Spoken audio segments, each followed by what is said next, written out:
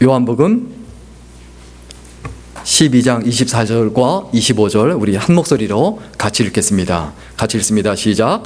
내가 진실로 진실로 너희에게 이르노니 한 알의 밀이 이 땅에 떨어져 죽지 아니하면 한 알 그대로 있고 죽으면 많은 열매를 맺느니라. 자기 생명을 사랑하는 자는 잃어버릴 것이요 이 세상에서 자기 생명을 미워하는 자는 영생하도록 보존하리라. 아멘. 오늘은 죽는다는 것은 이란 제목으로 함께 하나님의 말씀 나누겠습니다. 사실 지난주 설교 제목이 뭐였죠? 산다는 것은. 그러니까 이번 주 설교 제목을 예측하신 분들 있으시면 신학교 가세요. 네, 예. 그 정도 사실 산다는 것은 이란 것을 생각해 봤다면 그러면 우리가 뭘 또 생각해 봐야 될까요? 죽는다는 것은 과연 우리에게 뭘까? 남자분들 남자 성도님들 지금 이 시간 좀 필기를 좀 열심히 하셔야 될 것 같습니다. 설교 노트에다가 좀 열심히 쓰셔야 될 것 같습니다. 뭐냐면 아내를 기쁘게 하는 방법. 아니 이런 거 쓰셔야 되는데 준비 안 하시는 분 좀 의심하셔야 된다. 이런 거 쓰셔야 됩니다. 어떤 거냐 하면 첫 번째는 아내를 기쁘게 하는 방법. 안아준다. 안아준다. 그 다음에 두 번째 뽀뽀한다. 그 다음에 세 번째 여기에서 감동이 확 오실 거예요. 명품백 사준다. 아멘 하고 싶죠. 명품백이나 다이아몬드 사준다. 그리고 네 번째 요리를 해준다. 저는 여기서 좀 안 되는 것 같습니다. 물론 3번도 안 되지만은 그 다음에 다섯 번째 청소한다. 그리고 여섯 번째 처가에 잘한다. 그리고 일곱 번째 같이 쇼핑한다. 여덟 번째 함께 여행 간다. 아홉 번째 사랑을 속삭인다. 열 번째 연락을 자주 한다. 11번째 결혼기념일을 챙긴다. 12번째 어깨를 주물러 준다. 13번째 빨래한다. 14번째 고민 들어준다. 15번째 일찍 귀가한다. 그 외에 500여 가지.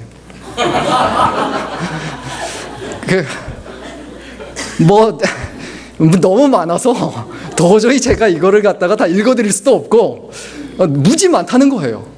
그래도 한 요 정도만 그래도 좀 신경 써도 그래도 괜찮은데 그러면 아내분들은 그러면 남편을 기쁘게 하는 방법 적을 필요 없습니다. 말씀드리겠습니다. 첫 번째 먹인다. 두 번째 재운다. 세 번째 가만 놔둔다. 남편을 기쁘게 하는 방법은 굉장히 간단합니다. 사실 남자분들은 언제 사랑을 느끼냐? 잘 차려져 있는 밥상을 보면 아내가 나를 사랑하는구나 이렇게 생각합니다. 그런데 밥상을 보면 이게 밥상이 시원찮다, 식었구나, 아니면 나한테 삐졌구나. 남자분들 굉장히 단순합니다. 그래서 나이가 들면 어떻게 말합니까? 어르신들? 이거 잘 보여야지, 잘못하면 밥 못 얻어 먹어. 저도 이 말 수도 없이 들었습니다. 그래서 저도 요즘 조금씩 걱정이 돼요. 이거 요즘에 잘해야지 내가 밥 못 얻어 먹으면 어떨까? 그냥 혼자 그런 지레 걱정이 되는 거죠. 그 다음에 젊었을 때는 좀 어떻습니까? 좀 아내가 남편을 사랑하며 애들을 막 조용히 하라고 하면서 아빠 깨면 안 돼, 아빠 피곤해, 조용히 해 하고 나와 하고 문 닫아주고 이불 덮어주고 그때 이제 사랑을 느끼죠. 그런데 나이가 들면 점점 남편의 그 마음이 불안해집니다. 어떤 마음이 생기냐면 집에서 쫓겨날까 봐, 아내한테 쫓겨날까 봐 불안해지죠. 그리고 남편을 기쁘게 하는 방법, 이거 굉장히 중요합니다.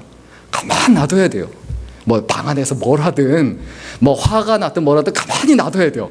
안 놔두면 어떻게 됩니까? 전쟁이 시작이 되죠. 그러니까 남자들은 그냥 가만히 놔두면 돼요. 우리가 살아가는 인생에서 이렇게 기쁘게 하는 방법이 다 있어요. 사람을 기쁘게 하는 방법. 어떻게 하면 목회자가 좋을까? 어떻게 하면 성도가 좋을까? 다 있어요. 그런데 가장 중요한 게 있습니다. 사실 이런 거 다 맞추기 어려워요. 이런 것들이 저절로 되는 방법이 있습니다. 그건 뭐냐면 하나님을 기쁘게 해드리면, 하나님을 기쁘게 해드리려고 하면 나머지가 저절로 됩니다. 하나님을 기쁘게 해드리려고 사는 남편을 보세요. 아내가 반드시 존경합니다. 아내에 대해서도 마찬가지입니다. 정말 하나님 뜻대로 살려고 노력하고 애를 쓰고 정말 그렇게 가정에든 교회에서든 직장에서든 어디서든 그렇게 살아간다 하면 그 아내는 사랑스러울 수밖에 없어요. 우리가 이 땅에 사는 동안에 하나님을 기쁘게 해드리는 방법이 있습니다. 그러면 하나님을 어떻게 해야 기쁘게 해드릴 수 있느냐? 내가 죽어야만 합니다. 내가 죽어서 그 다음에 어떻게 돼야 될까요? 내 안에 예수께서 사시게 해야 돼요. 내 안에 내가 사는 게 아니고 내 안에 누가 살아야 된다? 예수께서 살아야 된다. 그런데 어떤 분들은 담대하게 늘 마음속에 명품백만 살고, 어떤 분들은 늘 마음속에 돈이 살아있고, 아니면 분노가 살아있고, 질투가 살아있고, 시기가 살아있고. 내 안에 내가 살아있으면 하나님을 기쁘시게 해드릴 수가 없습니다. 그러면 내가 신앙생활을 시작하면 매일매일 무엇을 배워야 합니까? 죽는 것을 배워야 해요. 그래서 사도 바울이 뭐라고 말합니까? 나는 날마다 어떻게 한다? 나는 날마다 어떻게 한다? 죽노라. 나는 날마다 죽노라. 우리 갈라디아서 2장 20절 같이 읽겠습니다. 갈라디아서 2장 20절입니다. 같이 읽겠습니다. 시작. 내가 그리스도와 함께 십자가에 못 박혔나니 그런즉 이제는 내가 산 것이 아니요 오직 내 안에 그리스도께서 사신 것이라. 이제 내가 육체 가운데 사는 것은 나를 사랑하사 나를 위하여 자기 몸을 버리신 하나님의 아들을 믿는 믿음 안에서 사는 것이니라. 내가 신앙생활을 한다는 것은 뭘 의미합니까? 내가 십자가에 못 박혀서 나는 죽고 내 안에 누가 사시는 거? 예수께서 사시는 거. 예수께서 사시는 거. 사람은 아름다운 것에 끌리게 돼 있습니다. 예쁜 것에 끌리게 돼 있습니다. 화려한 것에 끌리게 돼 있습니다. 그런데 아름다움 중에는 두 가지 종류의 아름다움이 있습니다. 두 종류의 아름다움이 있는데, 하나는 어떤 아름다움이냐 하면 이렇게 치장을 하고 꾸미고 소유하고 가짐으로, 다시 말하면 치장한 아름다움이 있다는 거예요. 나이가 들수록 어떻게 합니까? 화장이 점점 두꺼워지고, 그리고 뭘 자꾸 꾸며야 되고, 그리고 젊었을 때는 넥타이를 하더라도 화려한 거 싫어해요. 그런데 나이가 들면 넥타이를 매더라도 화려한 걸 매려고 해요. 왜냐하면 자신의 얼굴보다는, 주름 있는 자신의 얼굴보다는 넥타이나 다른 곳에 눈길이 가게 함으로 자신을 이렇게 꾸밉니다. 자신의 그 아름다움을 위해서 하나씩 자신에게 더해가는 사람이 있어요. 그러나 또 다른 아름다움이 있습니다. 어떤 아름다움이 있냐면 자꾸 내려놓는 아름다움이 있어요. 다시 말하면 내려놓는 아름다움. 하나씩 더해가는 게 아니라 하나씩 빼가는 것, 하나씩 내려놓는 것. 내가 전에는 이것도 했고, 전에는 저것도 했고, 이것도 했는데 저것도 했고, 이것저것 다 했는데 그걸 하나씩 내려놓는 것. 이것이 바로 우리의 삶에서 있는 그 아름다움일 수 있다는 것을 잊어버리지 말아야 되는데, 그런데 여기서 주의해야 될 게 있습니다. 이 치장하는 아름다움은 자칫 잘못하면 욕심이 되기 쉽습니다. 욕심을 그걸 버려야 되는데 욕심이 되기가 쉬워요. 그 다음에 내려놓는 아름다움은 또 뭐가 되기 쉽냐면, 자칫 잘못하면 게으름이 되기 쉬워요. 나태함이 되기 쉬워요. 예수 믿는 사람의 삶은 어떠해야 합니까? 참 보기에도 아름답다, 참 예쁘다, 참 멋있다, 좀 이런 말을 들어야 되는데, 예수 믿는 사람의 삶이 야, 너같이 살려면 차라리 죽는다라는 말을 듣는다면, 그렇게 살려면 왜 예수 믿냐라는 말을 듣는다면 그것이 예수 믿는 사람의 삶인가 깊이 생각해 봐야 되죠. 어떤 것이 쉽습니까? 하나씩 내려놓는 것이 훨씬 쉽습니다. 내 욕심, 내가 원하는 것, 내가 바라는 것, 내가 뜻하는 것, 내가 목표하는 것 다 내려놔야 하나님이 원하시는 것, 하나님이 바라보시는 것, 하나님이 원하시는 것, 그것을 소유하게 되고, 그래서 내 안에 예수께서 사시게 된다는 것을 우리가 반드시 잊어버리지 말아야 되죠. 제가 사진 한 장을 준비했는데 3일 전이죠. 2월 28일 그때 서울지방경찰청 그 공식 그 페이스북에 한 경찰의 그 손이 이렇게 올라왔습니다. 손이 이렇게 다 저렇게 찢어졌죠, 사진처럼. 왜 저렇게 찢어졌냐 하면 26살 된 한 청년이 마포대교에서 거기서 투신 자살하려고 술을 먹고 뛰어내린 거예요. 그런데 그것을 잡았어요. 근데 혼자서 끝까지 붙잡은 거예요. 막 발버둥 치고 막 하는데 끝까지 잡으니까, 그거 잡다가 손이 어떻게 된 겁니까? 찢어지고, 그리고 겨울이니까 얼마나 춥습니까? 꽁꽁 얼고 뭐 손이 엉망이 된 거예요. 그래서 그 경찰청 홈페이지에 뭐라고 올려놨냐면, 우리는 국민들의 생명을 절대로 놓지 않겠습니다. 우리의 마음속에 기억해야 될 게 있습니다. 한 생명을 살리는 것은 그 주위에 많은 사람들이 그 청년을 쳐다보고 있는 사람들이 있었어요. 주머니에다 추우니까 손 찔러 넣고 차 안에 앉아서 많은 사람이 구경하고 있었어요. 그래서 따뜻한 그 손이 아니라 한 생명을 살린 손은 추위에 꽁꽁 얼어서 차가우며 찢겨진 그 손이 생명을 살리는 손이에요. 우리를 키워주신 부모님이 있습니다. 우리를 키워준 그 부모님은 매니큐어를 칠하고 예쁘게 칠한 연예인이나 그 모델의 손이 아니라 거칠어지고 그리고 손마디가 굵어진 그런 어머니의 손이다라는 것을 잊어버리지 말아야 됩니다. 우리의 생명을 구한 것은 가룟 유다의 돈을 움켜쥐고 있는 손이 아니라 손을 다 펴고 십자가에 달려서 못을 박아놓은 그 손, 바로 그 손이 우리를 구원하셨다라는 사실을 잊어버리지 말아야 합니다. 우리의 생명을 구원해 주신 것이 기적이라고 생각하지 마십시오. 죽은 자를 살리신 기적이 아닙니다. 우리를 살리신 것은 병든 자를 눈뜨게 하고 병든 자를 치료해 주고 바다 위를 걷는 그 기적이 아닙니다. 우리를 살리신 것은 손을 펴고 십자가에 못 박혀 달리신 그 손, 그 손이 우리를 살리신 것이지 그 기적이 우리를 살린 것이 아니다라는 것을 잊어버리지 말아야 합니다. 우리의 삶에서 귀한 것은 무엇입니까? 이것이 가능하려면 어떻게 해야 됩니까? 내가 죽어야만 합니다. 내가 죽어야 교회가 살아납니다. 내가 죽어야 가정이 살아납니다. 내가 죽어야 이 사회, 이 시대가 살아난다는 것을 잊어버리지 말아야 되죠. 왜 그렇습니까? 내가 죽어야 예수께서 사십니다. 내가 죽지 않으면 내 안에 예수께서 사실 수가 없어요. 예수께서는 우리하고 절대 싸움을 하지 않으세요. 내가 죽어야 예수께서 드러나십니다. 내 삶 속에서, 내 언어 속에서, 내 입술 속에서 내가 드러나느냐, 예수께서 드러나느냐, 이것은 너무 중요한 문제입니다. 그리고 내가 죽어야 예수 그리스도께서 움직이십니다. 이것이 기적의 원리예요. 뭐가 기적입니까? 내가 죽음으로 예수께서 사시는 거예요. 내가 죽음으로 예수께서 드러나시는 거예요. 내가 죽음으로 예수께서 움직이시고 하나님께서 역사하시는 거예요. 이게 우리의 삶 속에서 우리가 바라봐야만 하는 기적입니다. 그러면 내가 하는 일은 뭐야 합니까? 그냥 죽는 거예요.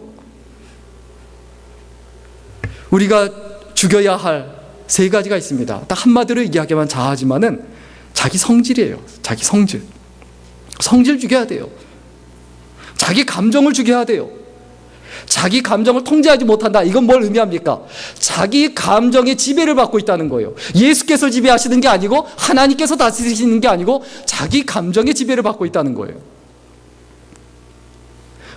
우리가 살아가는 인생과 삶에서 우리가 이런 평가를 받을 수 있습니다. 참 성질 못됐다. 참 성질 더럽다. 예수 믿는 사람이 성경을 읽고 교회를 수도 없이 계속 다니고 있는데 그런 평가, 성질 더럽다, 성질 못됐다, 성질 지저분하다, 이런 말을 듣고 이런 평가를 듣는다면 결국 우리 안에, 내 안에 예수께서 사시는 건 아니죠. 그리고 우리가 또 죽여야 할 것이 있습니다. 그건 뭡니까? 자기 욕심이에요. 내 욕심. 욕심 중에 대표적인 게 뭡니까? 자기 기준이에요. 하나님의 기준이 있는데 하나님의 기준이 아니고 자기 기준을 가지고 사람을 평가하고 판단하고 교회를 평가하고 판단하고 예배를 평가하고 판단하고 내가 원하는 게 있습니다. 내가 가지고 싶은 게 있습니다. 내가 바라는 게 있습니다. 이 자기 욕심을 자기가 내려놓지 않으면 끊임없이 그 욕심이 다스리는 삶을 살게 되죠. 그러면 당연히 어떠한 자리에 이르게 됩니까? 그 안에 예수께서 계실 수가 없죠. 그리고 우리가 죽여야 될 세 번째 것이 있습니다. 그것은 뭐냐면 바로 자기 공로입니다. 자기 공로예요. 내가 어떤 것을 해놓고 내가 이런 거 했다, 저런 거 했다, 의시되고 그리고 힘주고 우리는 자기 의가 드러나지 말아야 합니다. 그래서 성경에 끊임없이 뭐라고 말합니까? 왼손이 하는 일을 오른손이 모르게 해라.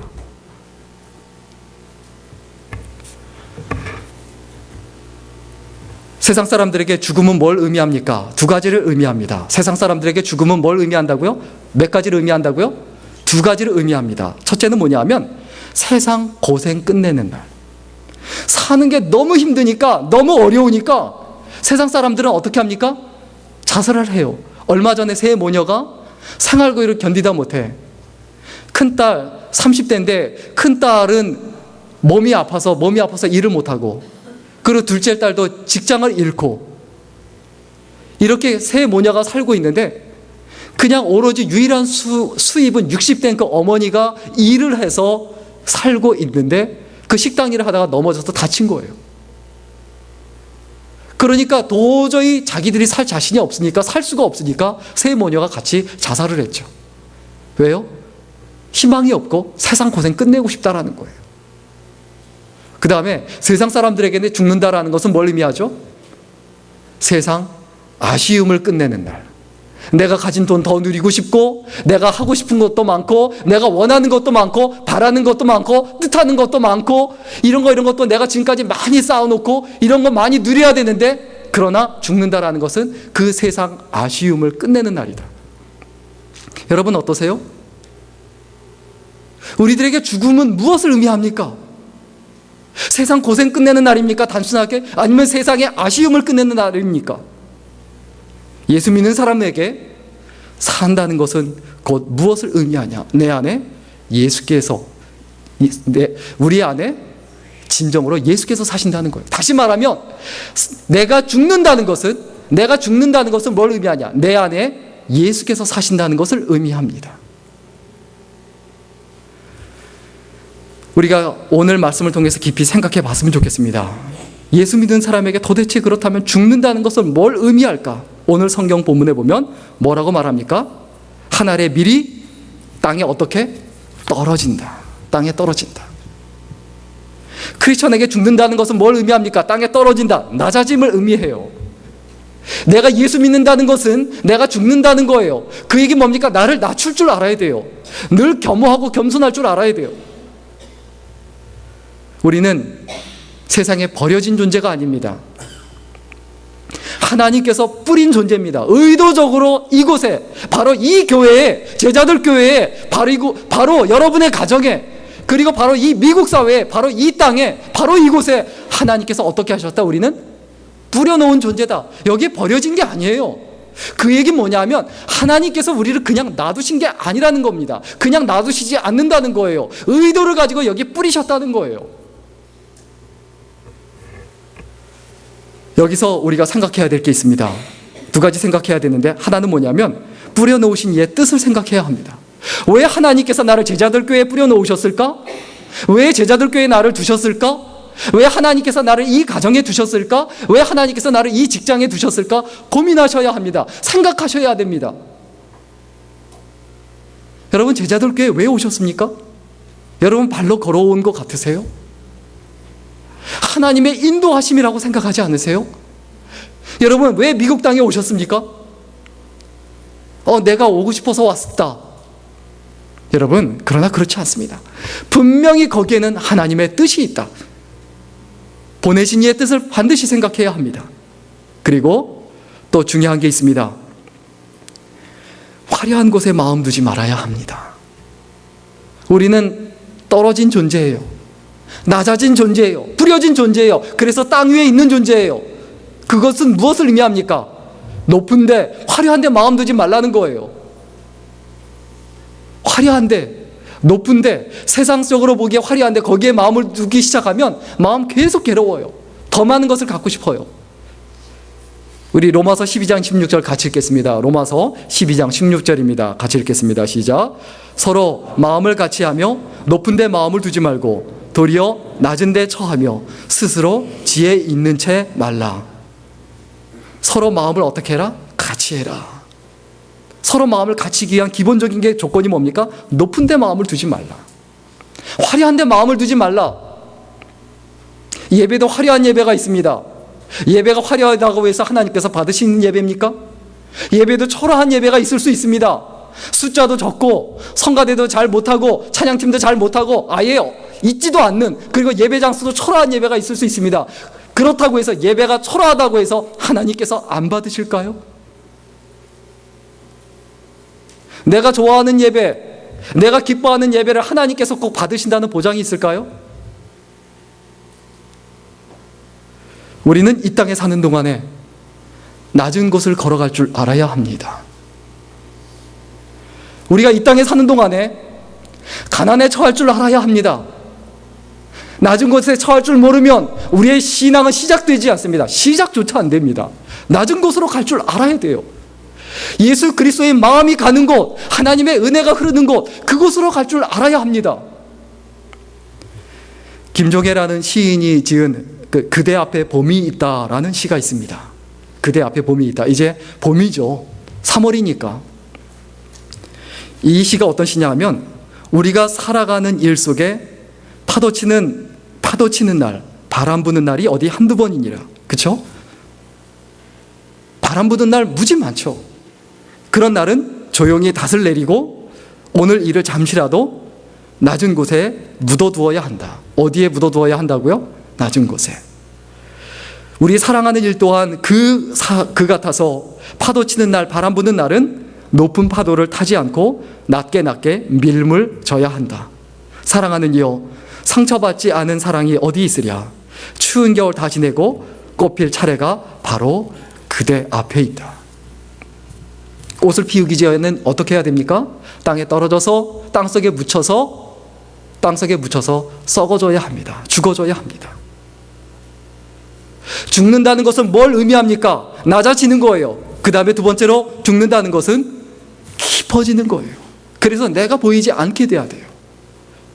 우리 예수 믿는 사람은 깊은 사람이 되어야 합니다. 여러분, 깊이 생각할 줄 아셔야 합니다. 너무 얕게 생각해요. 너무 가볍게 생각해요. 겉모습만 보고 너무 판단해요. 한 사람 말만 듣고 판단해요. 적은 소문을 믿지만 친구는 나를 믿는다라는 말이 있습니다. 깊이 생각할 줄 알아야 돼요. 여러분, 무엇을 생각하세요? 얼마큼 깊이 생각하세요? 드라마를 보면서 그 드라마에 빠져드는 것만큼이라도 과연 내가 예수께 빠져들고 있는가? 드라마를 생각하는 것만큼이라도 하나님의 말씀을 생각하고 그것을 사모하고 있는가? 드라마 주인공을 생각하는 것만큼이라도 과연 내가 예수 그리스도를 생각하고 있는가? 내가 살고 싶은 집을 생각하는 것만큼이라도 내가 과연 하나님의 나라를 생각하고 있는가? 우리는 깊이 생각하고 그리고 깊이 심겨져서 흔들리지 않는 사람이 되어야 합니다. 얼마 전에 우리 교회 집사님 중에 한 분이 주신 책을 한 권을 읽었는데, Not a Fan이라는 책입니다. 카일 아이드맨이라는 분이 지은 책인데, 그 책에 보면 이런 이야기를 해요. 예수 그리스도의 팬이 되는 것과 제자가 되는 것은 완전히 다르다. 자, 미식축구 경기 선수가 있는데 그 팀의 팬이 되는 것과 선수가 되는 것은 완전히 다르듯 예수 그리스도의 팬이 되는 것과 제자가 되는 것은 완전히 다르다. 여러분, 원래 예수님 당시에는 예수님을 따르는 사람들을 전부 제자라고 했습니다. 신자라는 말이 없었어요. 다 제자예요. 그런데 그 당시에 전부 그런 어떤 철학자라든지 이런 사람들이 많아서 자기를 따르는 사람들을 다 제자라고 했어요. 그러니까 그것을 구분하기 위해서 크리스천이다, 그리스도인이다, 혹은 신자다, 이런 말로 바꾸었습니다. 이 얘기는 무슨 얘기입니까? 제자라는 말은 곧 신자라는 말이에요. 제자라는 말은 예수 그리스도를 따라가는 사람이란 뜻이에요. 크리스천이란 말은 예수 그리스도를 따라가는 사람이란 뜻이에요. 그러면 예수 그리스도를 따라간다는 건 뭡니까? 제자라는 말은 뭡니까? 경기장 밖에서 팬이 되어서 막 응원하고 머리에 띠를 두르고 막 노래를 부르고 응원하듯이 내가 찬송가를 부르고, 그리고 차에다가 뒤에다가 스티커를 붙여놓고 뭐 거기다가 물고기 스티커 붙여놓고 주는 그리스도시요 살아계신 하나님의 아들입니다 붙여놓고 이렇게 살아가는 것이 내가 크리스천인가? 그것은 따라가는 게 아니죠. 단순한 팬 아닙니까? 내가 예수 그리스도의 제자라는 것은, 신자라는 것은 예수 그리스도와 함께 그 경기장에서 예수 그리스도와 한 팀이 되어서 같이 싸워야 돼요. 같이 경기를 해야 돼요. 그러면 그것을 위해서는 어떻게 해야 합니까?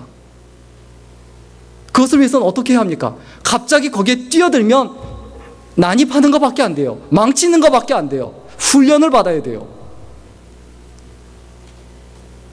우리의 삶과 인생에서 하나님에 대한 지식이 점점 깊어가고 예수 그리스도에 대한 지식이 점점 깊어가야 돼요.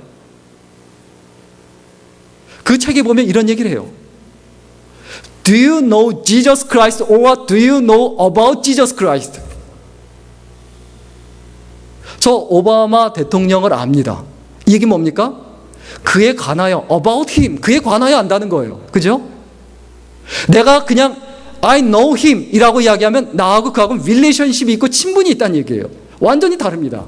여러분, 그냥 예수 그리스도를 아는 사람이 아니고 relationship이 있는 사람이 돼야 돼요. 그게 신자입니다. 그게 제자입니다. 여러분, 예수 그리스도와 정말 relationship이 있으세요?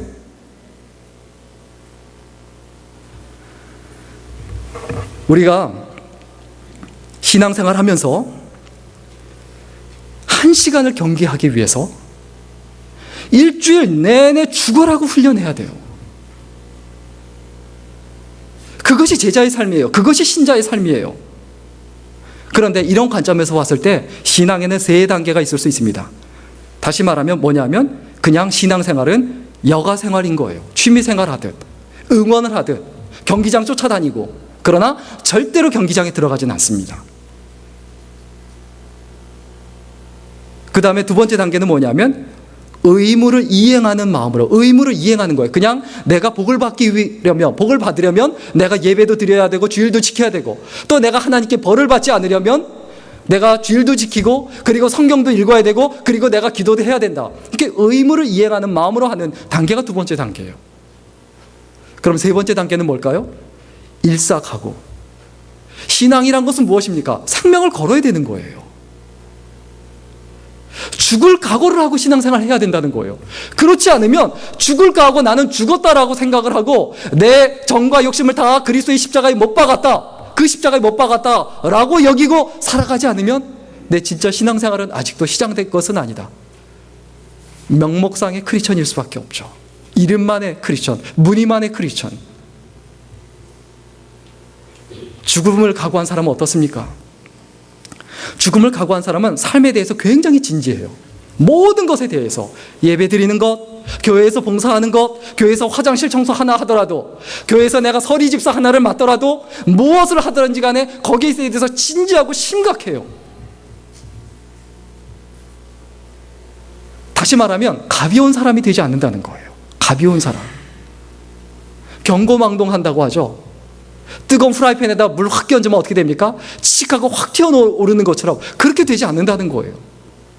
우리는 심겨져 있는 삶을 살아야 돼요. 뿌리 깊은 삶을 살아야 합니다. 죽음을 각오한 사람은, 신앙생활하면서 죽음을 각오한 사람은 또한 2번째로 작은 일에 흔들리지 않습니다. 살다 보면, 신앙생활 하다 보면 감정 상하는 일이 있어요. 기분 나쁜 일이 있어요. 사람과 부딪힐 수도 있어요. 갈등이 생길 수도 있어요. 그것 때문에 흔들리지 않습니다. 왜 그것 때문에 흔들립니까? 왜 그것 때문에 은혜를 잊어버립니까? 왜 그것 때문에 신앙을 잃어버립니까? 왜 그것 때문에 가정을 잃어버립니까? 왜 그것 때문에 교회를 잃어버립니까? 왜 그것 때문에 예수 그리스도를 잃어버립니까?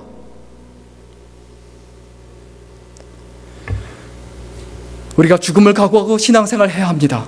그렇다면 한 가지 더, 무엇을 의미합니까? 죽음을 각오하고 신앙생활하면 삶의 초점을 절대로 놓치지 않아요. 방향을 놓치고 방황하지 않는다는 거예요. 자기가 왜 사는지, 무엇을 위하여 사는지, 어떤 이유로 내가 살아가는지, 어떤 이유로 이런 일들하고 저런 일들을 하는지 그 이유가 명확하고 분명하다는 거예요. 여러분, 그것이 분명하세요?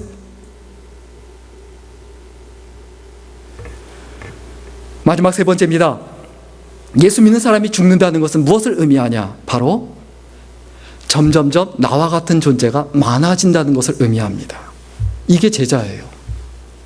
예수 그리스도의 참된 제자는 어떻습니까? 자기와 같은 또 다른 존재를 만들어내요. 다시 말하면 내가 작은 예수가 되고 또 다른 작은 예수를 만들어가요. 이것을 성경에서는 열매 맺는다라고 표현하죠. 열매 맺는다.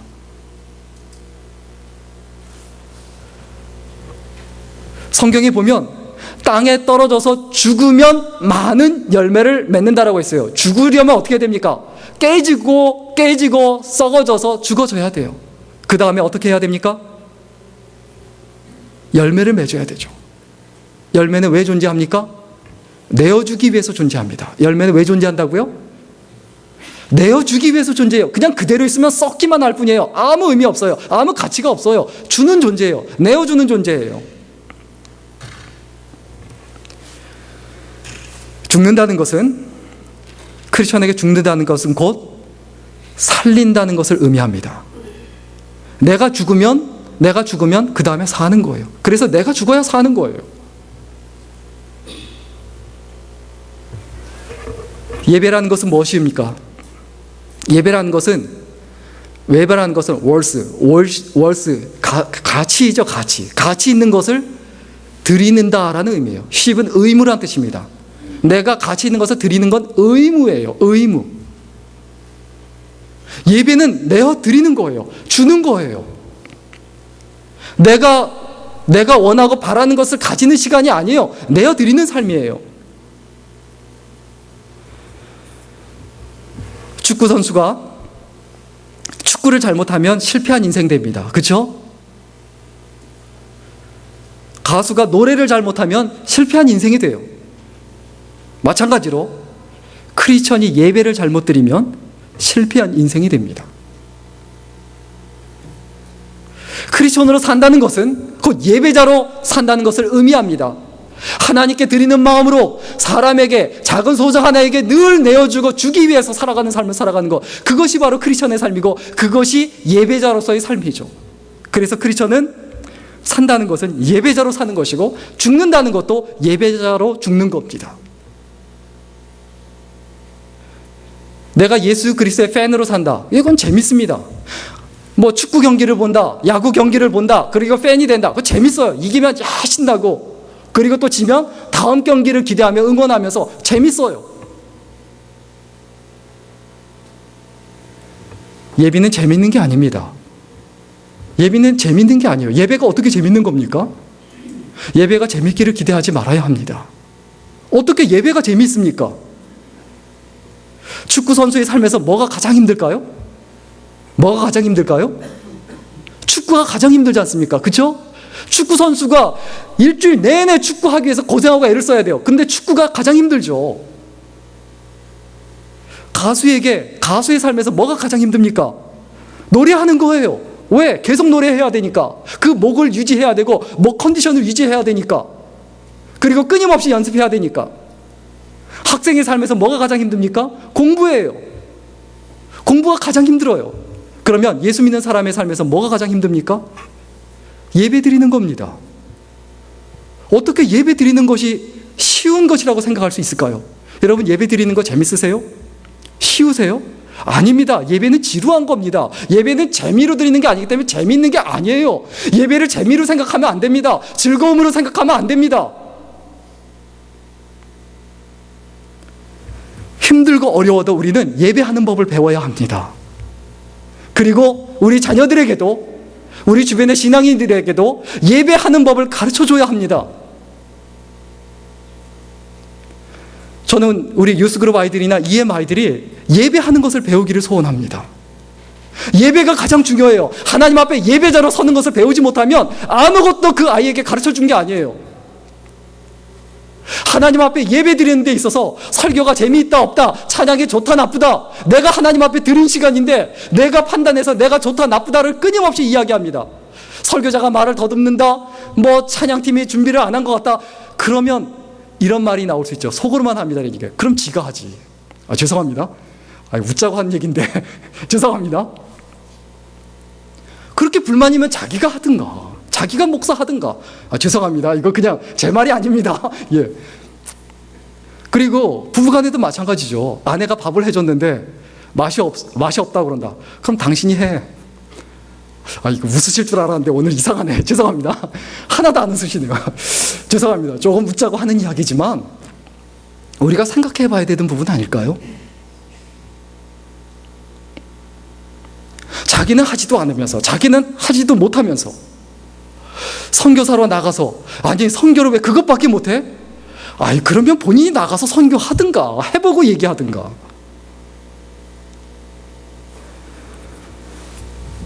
우리가 하나님 앞에 가장 귀하고 소중한 것이 있다면 무엇입니까? 내가 예배자로 살아가는 겁니다. 내가 온전히 예배자로 살아갈 때 그때 하나님께서 나를 어떻게 하실까요? 형통하게 하십니다. 형통하게. 잘 풀린다는 거예요. 바닥까지 내려간 것 같은 사람들이 있어요. 성경에 보면 요셉이 있습니다. 바닥까지 내려간 것 같아요. 아브라함이 있습니다. 바닥까지 내려간 것 같아요. 모세, 다니엘 다 바닥까지 내려간 것 같아요. 그런데 어느새 보면 가장 정상에 올라가 있어요. 그걸 뭐라고 합니까? 형통이라고 합니다. 여러분, 하나님께서 형통케 하시는 주의 백성들 될 수 있기를 간절히 축원합니다. 하나님께서 형통케 하시는 분들의 특징이 있습니다. 하나님께서 형통케 하시는 사람들의 특징이 있어요. 첫째는 뭐냐 하면 어려움 중에 하나님께 의뢰합니다. 어려움 중에 하나님께 기도해요. 어려움 중에 하나님께 무릎 꿇어요. 방법을 찾기 전에, 사람에게 말하기 전에, 사람에게 매달리기 전에 먼저 기도합니다. 그런데 기도하면서 기도하는 사람인 척하기 위해서, 자기가 행하는 것이, 선택한 것이 옳은 것처럼 보이기 위해서 기도하지 마십시오. 어려움 중에 하나님께 의뢰하는 사람이 되어야 돼요. 그 사람이 형통합니다. 두 번째로, 형통하는 분들의 특징이 있습니다. 선한 마음을 절대 놓치지 않습니다. 선한 마음. 힘들면 악한 생각을 가지거나 장깨를 가지거나 때로는 심지어 비열한 태도까지, 그런 마음까지 가질 수 있어요. 그러나 하나님께서 형통케 하시는 사람은 마음이 늘 선해요. 늘 착해요. 실수할 수는 있어요. 그러나 악한 것을, 나쁜 것을 의도하지는 않습니다. 이런 말이 있죠. 남의 눈에 눈물 내면 제 눈에는 무슨 눈물 난다? 피눈물 난다. 아마 이 갈리는 기억이 있으시면 이걸 힘주어 말하고 싶으시죠. 네 눈에 피눈물 날 거야. 우리가 선한 마음을 놓치지 말아야 돼요. 착한 마음, 예수 그리스도의 마음. 세 번째로, 이 형통케 하시는 사람, 하나님께서 형통케 하시는 분들의 특징이 있습니다. 어느 자리에서든지 예배자로 살아갑니다. 어느 자리에서든지 무엇으로 살아간다고요? 예배자로. 자기가 있는 곳이 다 예배가 되게 해요. 자기가 어느 자리에 있든지 거기에 제단을 쌓고 거기서 기도하고, 무엇을 하든지 간에 기도하는 마음으로 내가 여기서 최선을 다해서, 하나님 앞에서 최선을 다해서 하나님 앞에 다 드립니다. 직장 생활을 하든 가정 생활을 하든 친구를 만나든 무엇을 하든 최선을 다해서 해요. 그런데 이런 마음을 가지고 예배자로 살아보세요. 과연 내가 술을 먹으면서, 담배를 피면서, 세상의 재미를 추구하면서, 그것을 하면서 과연 내가 예배자다라는 말을 할 수 있을까요? 예배 드리는 순간이다라고 할 수 있을까요? 남을 미워하면서, 시기하면서, 질투하면서 과연 내가 예배자로 살아갈 수가 있을까요? 하나님께서 형통케 하시는 분들의 네 번째 특징은 뭐냐면 자신의 허물과 부족을 힘들어합니다.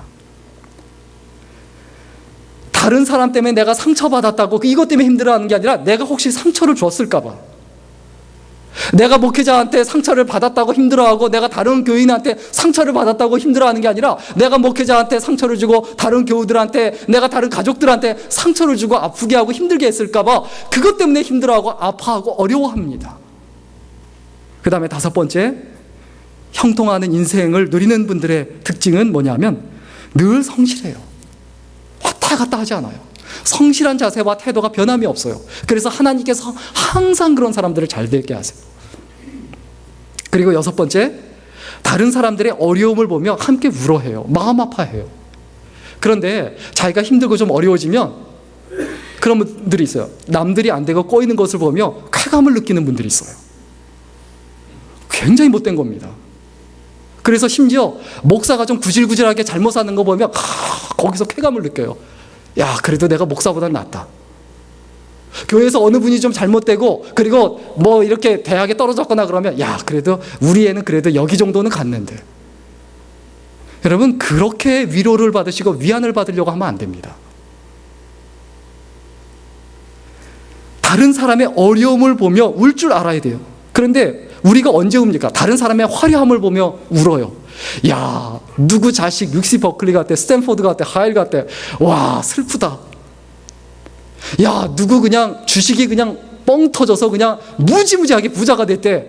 누구 집 샀대, 누구 벤츠 샀대, 누구 BMW 샀대. 그 화려한 걸 보면 우는 거예요. 마음을 높은 데 두거나 화려한 데 두지 말아야 합니다. 그 다음에 일곱 번째, 항상 현재의 자리에서 최선을 다합니다. 현재 내가 맡은 것, 현재 내 가정, 내 교회에서. 그리고 8번째, 주어진 일을 기쁨으로 감당합니다. 기쁨으로. 어떤 일이든 하기 싫어서 억지로 하는 게 아니라 기쁨으로, 즐거움으로 하나님 앞에 감당한다는 거예요. 그리고 9번째, 가장 중요합니다. 형통케 하시는 사람의 특징이 있습니다. 어딜 가나 결국 존경받고 자랑스러운 사람이 됩니다. 내 자녀들에게, 내 친구들에게, 다른 교우들에게, 이웃들에게 자랑스러운 사람이 된다는 거예요. 고마움과 감사의 대상이 되지 원망과 원성을 듣는 그러한 자리에 이르지 않는다는 거예요. 여러분, 다른 사람들에게 감사의 대상이세요? 아니면 원망 듣는 사람이세요? 아니면 아예 상관없고 그냥 아예 관계가 없는 이런 사람이세요? 오늘 말씀 정리하고 마치겠습니다. 굉장히 어둡고 깜깜한 밤입니다. 그때 별을 보고 있으면 어둠이 두렵지 않습니다. 별을 보고 있으면 어떤 생각이 듭니까? 야, 참 별이 아름답구나 라는 생각이 들지 깜깜해서 무섭다라는 생각을 들지 않아요.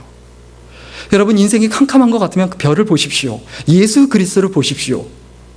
예수 그리스도를 보고 예수 그리스도를 생각하고 예수 그리스도를 바라보고 있으면 세상의 어려움이 두렵지 않습니다. 세상의 어려움이 두렵지 않고 예수 그리스도를 바라보며 생각할 때 어떤 생각이 듭니까? 내가 예수 그리스도를 따라가야 되겠구나. 오늘 말씀 정리하겠습니다. 내가 죽으면 어떻게 되느냐? 내가 죽으면 인정받습니다. 교회에서 인정받고, 가정에서 인정받고, 하나님께 인정받고, 사람에게도 결국 인정받습니다. 그러나 내가 아직도 살아있으면, 내 자아를 아직도 죽이지 못하고 살아있으면 인정받는 삶을 살 수가 없습니다. 크리스천으로서 인정받지 못합니다. 아버지로서도, 어머니로서도, 교우로서도, 성도로서도 인정받지 못합니다. 그리고 내가 죽으면 어떻게 됩니까? 형통합니다. 잘 돼요. 하나님께서 풀어주세요. 내가 죽으면 성령님께서 인도하시는 그 성령의 바람을 탄다는 거예요. 그리고 내가 죽으면 열매가 맺힙니다. 무슨 얘기입니까? 내가 있는 것이 잘 된다는 거예요. 내가 있는 교회, 내가 있는 가정이 번성하고, 그리고 내가 있는 교회가 부흥하고, 그리고 내가 있는 직장이 잘 되고, 하나님께서 어떤 사람을 찾으십니까? 자기 스스로를 희생하고 헌신하고 내려놓을 줄 알고 내어줄 줄 아는 사람, 그 사람을 하나님께서 찾으신다. 이것을 늘 기억하고 하나님 앞에 늘 생명 다하는 그날까지 소중하게 쓰임받는 생애가 될 수 있기를 간절히 축원합니다. 기도하겠습니다. 살아계신 하나님, 저희들 하나님 앞에 하나님 말씀을 들으며 마음속에 결단하고 각오한 것들이 있습니다. 그 각오한 대로 살아갈 수 있도록 붙들어 주옵소서. 그 결단대로 살아갈 수 있도록 인도하여 주옵소서. 이 하나님의 말씀이 우리의 언어가 되고 우리의 살아가는 모습이 되어서 한 번밖에 없는 인생을 낭비하지 않게 하시고 허비하지 않게 하시고 아름답게 열매 맺게 하여 주옵소서. 감사드리며 예수님의 이름으로 기도드렸습니다. 아멘.